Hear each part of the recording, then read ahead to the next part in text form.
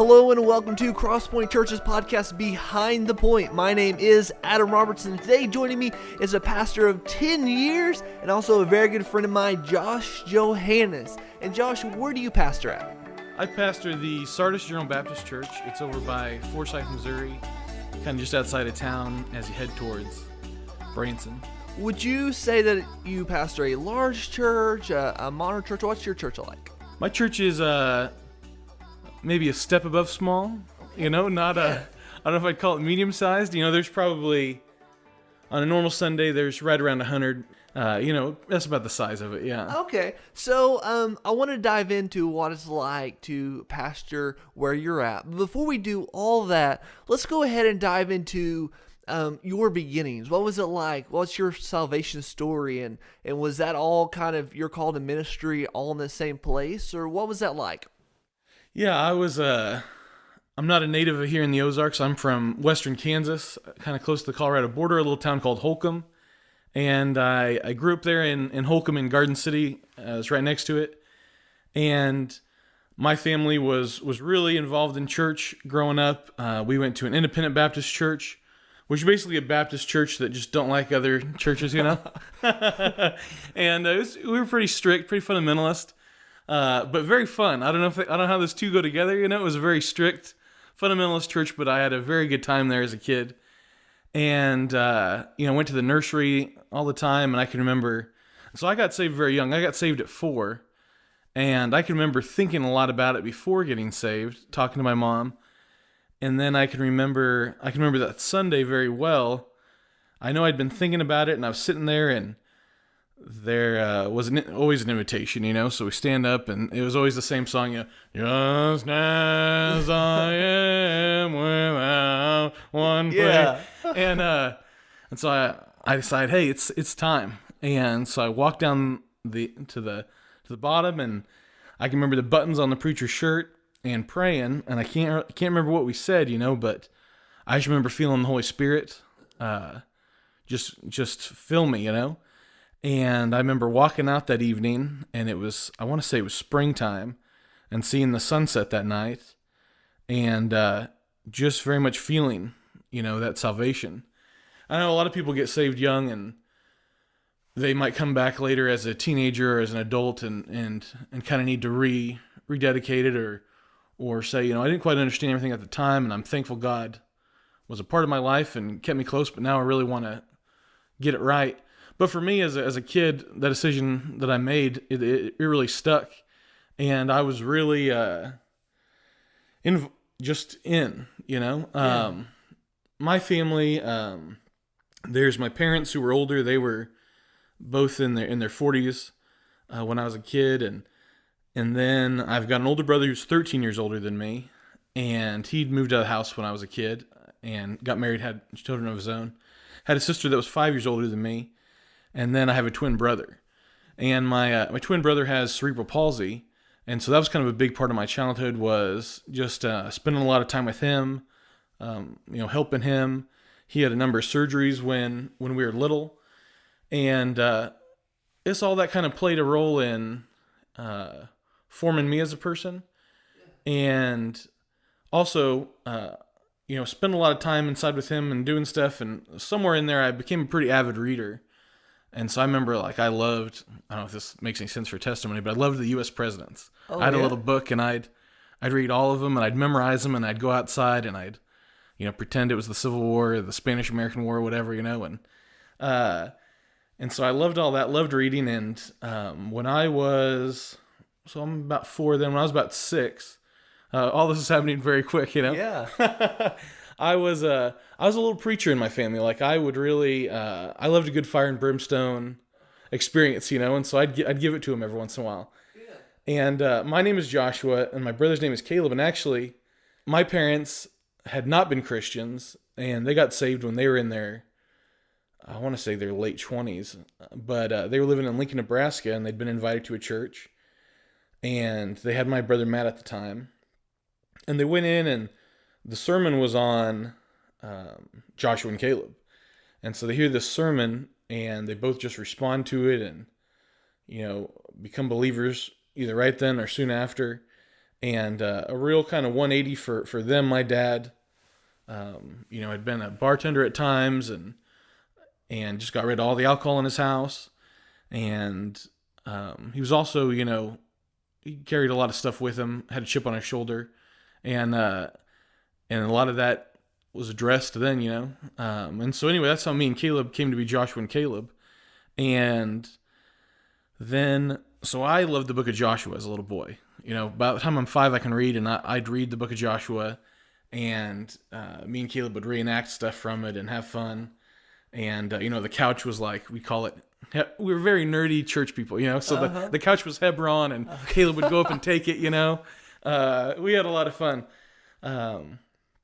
But, there's a verse in Joshua 1:5. Lots of people quote Joshua 1:6, where it says, be courageous and all of that. Yeah. Joshua 1:5, though, says, as I was with Moses, so I will be with you. I'll never leave you nor forsake you.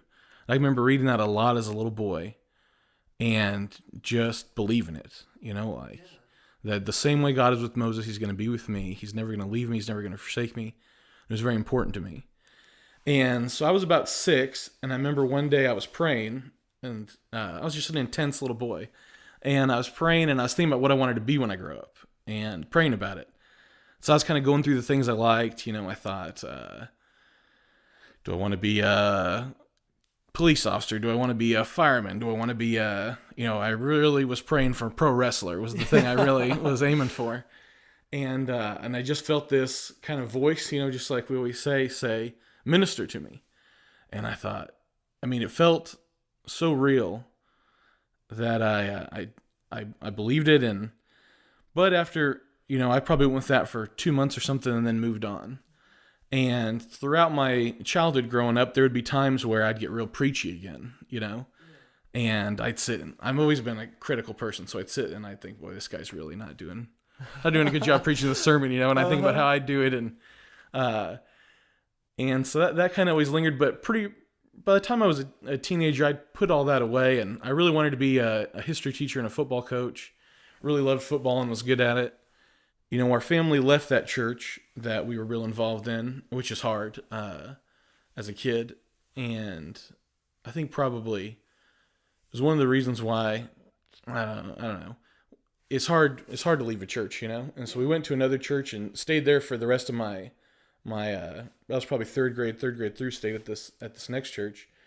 And it was hard to make the change, but had an awesome pastor named Randy Cadell who, he could preach and was friendly, and just like, he was like if you took Jesus and Santa Claus and kind of mushed them together, gave him freckles and kind of reddish hair. That was Randy, and just super jolly, super friendly. And so always really looked up to him and appreciated him. And when I was in middle school, our youth pastor left, and then Randy moved on. And in that time, I was a good kid, but not great. I think we all rebel at some point in our lives, and my rebellion was like 6th, 7th grade, and which is a good time to rebel, because what are you going to do? You're not going to go to the liquor store and buy a bunch of alcohol or something. I guess I could have done some bad stuff, but really I was just pretty pessimistic and I'm trying to think what the right word, sarcastic, and just kind of dismissive of a lot of church stuff. And some of that has still lingered in me, And I was a jerk a little bit. And we got a youth pastor who I'd grown up with. He was a few years older than my older sister. His name is David Proffer. And just like you, Adam, he was just a guy who was extremely good-natured, extremely kind, extremely friendly. And so he came to be our youth pastor, and I kind of thought of him as a friend. And so I would come to youth group stuff, and I think to myself, well, I'm kind of doing this for David, I want him to succeed.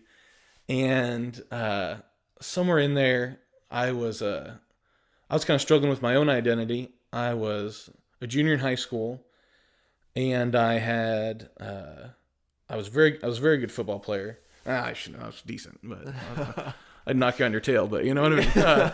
But we'd lost like a playoff game.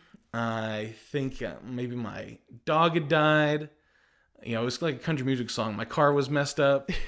I think my engine had blown up or something. I can't remember. It was a rough week, and it was the week of Thanksgiving, so we are going to be out of school, and there was always I was friends with the athletes, and there was always drinking and parties going on, and I never went.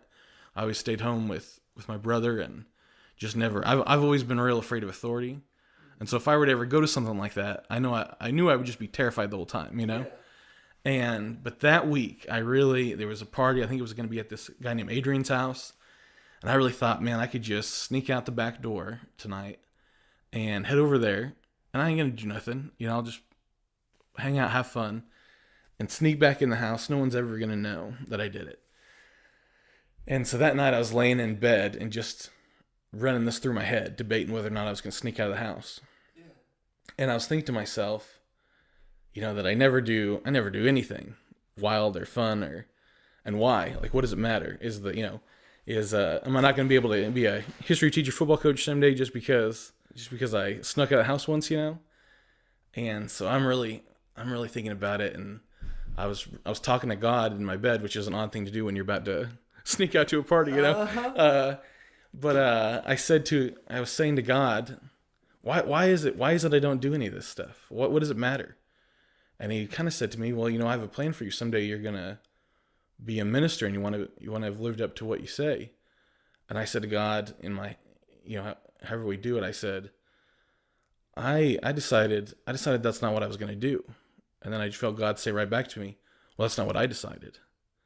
And I was kind of in one of those preaching spells at the time. So I get out of bed, and I'm kind of pacing around, and it's right before Thanksgiving. So my mom was up late that night, which, what a stupid idea to sneak out that night. And so I go out and I'm talking to her, and I'm preaching at her. I'm telling her, you got to give everything to Jesus. You know, part of the problem in the world is that people don't give everything to Jesus. And I'm just tearing into her, you know? And she says, I've met your mom. My mom is very similar to your mom. And she goes, now, Joshua, what does that mean for you?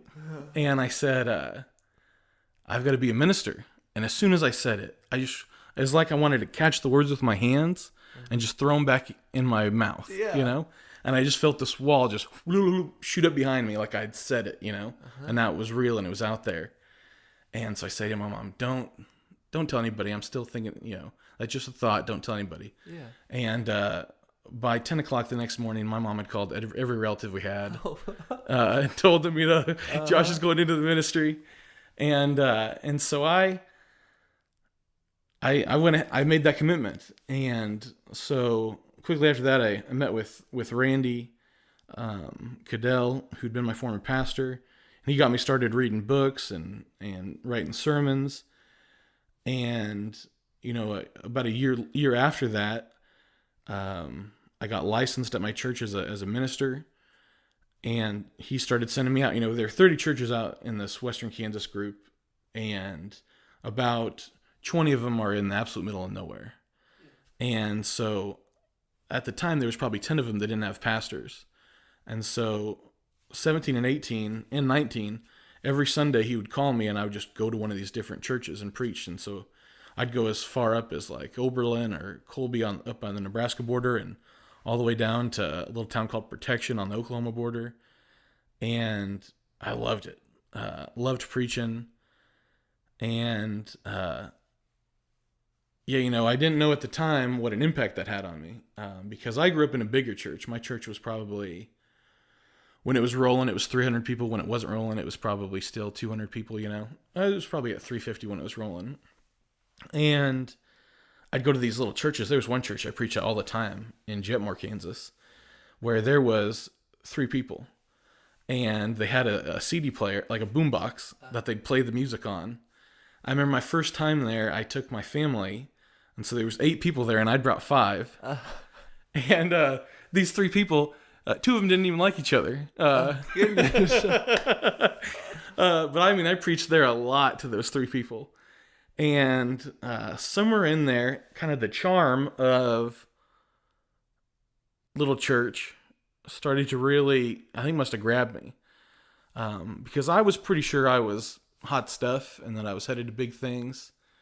Definitely not going to be sticking around a place like Jetmore or a church like that for long, but it was a nice building block.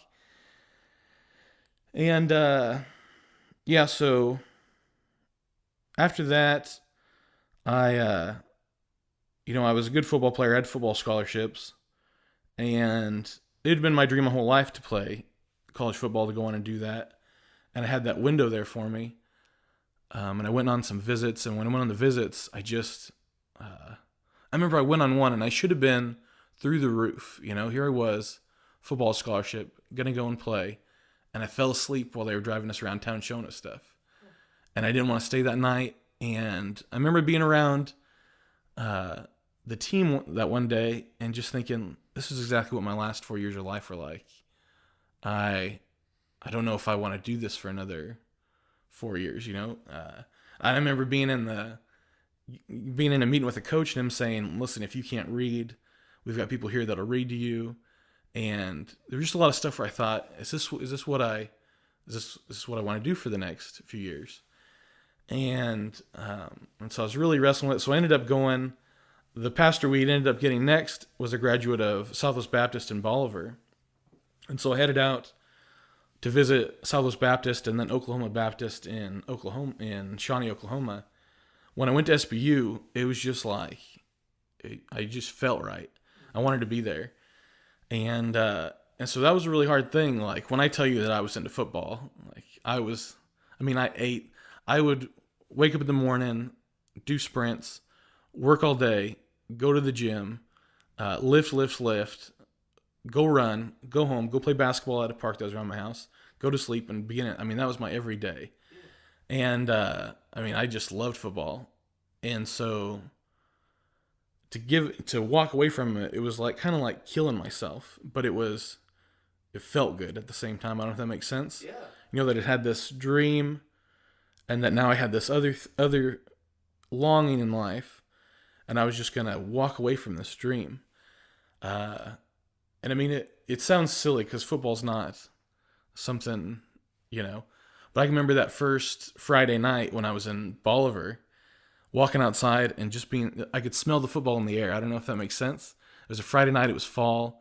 It was just the right temperature, and just being so sad, that it was over. But yeah, so I went to SBU, and it was an expensive decision, but it was the right decision. And I made some friends that are still right and left hand guys to me right now, Aaron Becker and Nick Hughes. They were roommates of mine, and they were people that were like me. In my high school, in my friend group, I was a saint. Like, I had angel wings on. I go to SBU, I went from kind of being like an angel to being like the outlaw in the group, Yeah.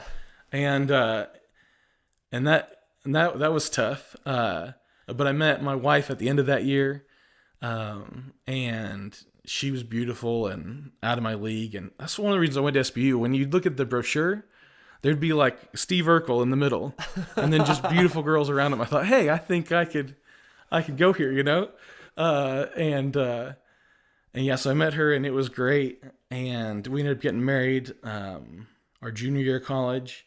And yeah, so went to school there, and these friends, we started a kind of a accountability group where we'd meet and talk about scripture and pray. We did that all the years through college. I'd go home in the summer, and my parents run a lawn mowing business. So all throughout my childhood, I mowed yards for them, and I came back that summer, mowed yards. Randy Cadell had called me, and there was a church I'd preached at quite a few times. That was a nice church. He asked me, would you like to come and youth pastor this church for the summer? And I said, yeah, sure. I was very career-minded, so at the time I was thinking, yeah, this is going to be great if I put in the summer here. So my resume, so that when I'm leaving college, I've got that. So I move into this little town, into this parsonage. No fast food in this town. Okay. So I would eat at it. Like, first I tried cooking for myself, which I'd never done anything in my life. My mom, did all the house stuff. So I remember I was making burgers. I tried making burgers all the time. I didn't realize. So here's what I would put: the meat on the grill, all the way on high, right? Get it just black, and I think this sucker's ready. I'd put some cheese on it, put it in a bun, bite into it, and it'd just be frozen in the middle, or like just as raw as could be. I thought, I have no idea what I'm doing wrong. Obviously, I needed to turn the heat down. But I ate a lot of French toast. One time I drove 40 minutes just to get McDonald's because I missed it so much. But there was a gas station in town, so I ate a lot of Cinnabon and like those little pizzas, you know. But something that happened in that town, in that little summer, that I didn't know was important at the time. But when I look back on it, it was huge. Moving to this thing, and right away I meet this kind of a hooligan kid, redheaded kid named Weston, and another one named Spur, and then a Catholic boy named Eric, and they're just always over at my house, and they're always just hanging around, and we'd go there. You could golf for $7 a night. We'd go to golf almost every night, and I kind of felt like I was cheating, like I was just messing around with these kids. I wasn't particularly being pastorally. We were just having fun, and I ended up meeting kind of more kids that weren't churchy kids, and just had this amazing summer of becoming friends with this group of kids. And like I said, I kind of felt like I'd cheated this church because a lot of the kids who I felt like I'd been asked to come and minister, I got to know them well, but it was these other kids that I spent all my time with and that I knew. And I mean, it was just a blast. It was a lot of fun. And the reason why I say that came to be important is because I found that's what ministry's been for me. It's been a lot less, what do I know, and a lot more just being there, you know, and being encouraging, and just, you know, if a kid's hanging around you all the time, there's not a lot of show you can do. You know, he's going to see you all the time. And yeah, so that I loved that. Loved being with those kids that summer. So when I came back to SBU, so I was ready to find a job, and I started applying at places, and I was 22. Actually, I was 21, you know, applying for jobs, and I wanted to go into ministry, be a pastor, which is a hard ask when you're 21 to have somebody come and let you be their pastor. And so I was applying at jobs, and one of them that popped up, and I really wanted to move north. I'm not a southern person. I thought, I don't want to be in the south. I want to move. I like to head somewhere north. But I'm just applying anywhere I can apply. And in the paper, there was this General Baptist Church. I thought, I don't know what a General Baptist Church is, but I'll just apply at it. And so they call me, and it's this little woman, Jeannie Beeler, asked me to come do an interview. And so then I'm like, okay. I thought, well, now I better really look at what a General Baptist is. And so I start reading, and it's hitting on a lot of the stuff I've been dealing with in my own heart. And so I go down to interview, and first off, in Kansas is very, very flat, and Bolivar is hilly, but not Forsyth hilly, you know. Yeah. So I remember driving there and just thinking we were going to the edge of the world, like driving 160 going into Forsyth. And we did it at night, and I got there, and I got to the church, and went to the interview, and it's this tiny little building, and it's this group of people, and the church, who knows, you know, like I'm thinking, and in the interview, they're kind of saying they've been through a pretty rough year, and I thought, well, I don't know. And so I interview, and the interview goes pretty well. There was strange parts of it, and it was January 15th, 2009, because it was the day before my birthday, so I was 21. And so I did the interview, and then that Sunday I came to preach. And I came and preached, and it was different than any church I'd been in. There was, if you're from here, you'd know, but you know, they didn't have an order of worship. They all just stood up there, and somebody would yell a number, and they'd sing it. And I thought, what is going on? And there's just a lot of stuff. I thought, what is going on here? And so I preached, and it was, the sermon went good, and the people seemed really nice. But I remember thinking to myself, no, I'm not going to take this. And I went home, and God just was pressing on my heart about this church. And I thought, I don't see it. I don't see. And not to mention, I had been working my tail off to make connections. You know, I knew Randy. I knew all these people. and I felt like things were pretty good lined up for me. And to leave the Southern Baptist would just be to leave years of kind of work and networking, and I didn't see it, but God just kept on pushing on me, and I've always really strived to listen, and so I said, all right, God, if that's what it is, I'll do it. And so the church had a business meeting in February, and they had a vote, and they voted to call me as pastor. And so I went down there my last semester of college. I think the first Sunday in March was my first Sunday in 2009 at the church. Well, Josh, we are out of time for today. I want to thank you for joining us, and we will continue this story on our next podcast, so make sure to be watching for that. Of course, you can always check out our other content on our YouTube channel, also check out our Facebook page, and we upload to our Instagram. So check out all those other resources, and you've been listening to Behind the Point. My name is Adam Robertson, and God bless.